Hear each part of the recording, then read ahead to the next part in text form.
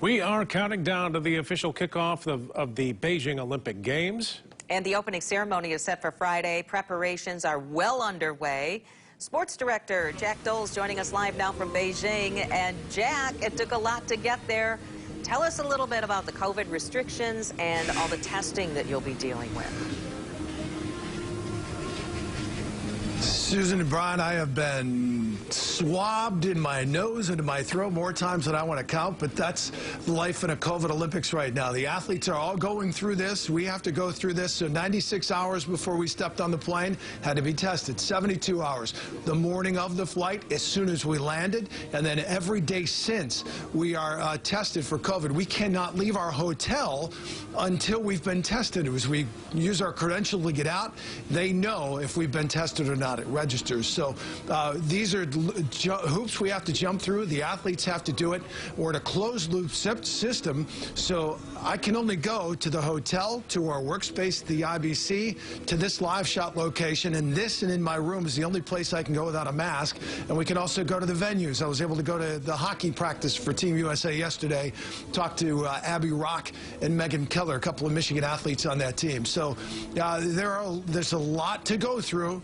They're really tamping it down. It's the bubble again, like it was in Tokyo, probably one of the safest, most secure places in the world from COVID.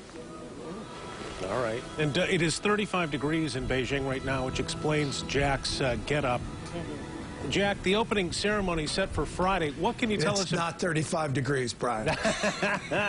What can you tell us about the opening ceremony Friday? It's cold.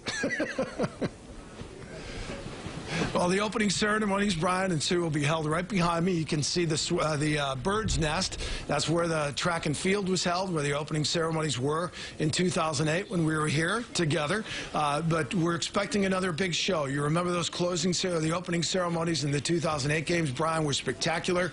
It's going to be again. The lighting that we see the bird's nest from our hotel room, and right behind me you can see a couple of different towers. There's so much light, and it's going to be eye candy for you as you watch. But we also know that inside the stadium there'll be some dignitaries, but no fans. There'll be athletes. We talked to the hockey players. They are going to walk in those opening ceremonies. They'll be masked up. So again, it's a challenge for the athletes to stay negative. And so far, only 2 U.S. athletes have tested positive that we know of at this point. Both bobsledders, both complete later in the competition. So there's a hope in their case with Alana Myers-Taylor, who is supposed to be a flag bearer, that they'll test negative and be able to compete still. So challenges for these athletes.